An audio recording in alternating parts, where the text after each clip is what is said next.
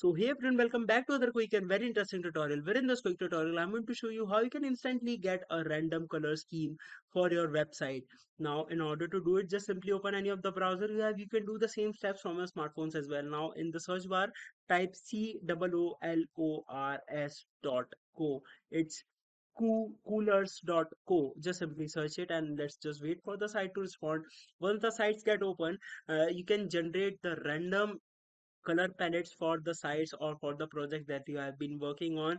It looks very professional. Now just simply click on this option of start the generator, and once you click over there, it will generate a very professional color theme that you can copy. It's hex code as well, or you can get the multiple changes, or if you want to look the shades for it, you can even get that too just by clicking on it. And here you're gonna see, if you don't like it, you can even refresh it to generate another fresh color palette tab for you. For example, let me if I don't like it, I can easily switch it and create another one.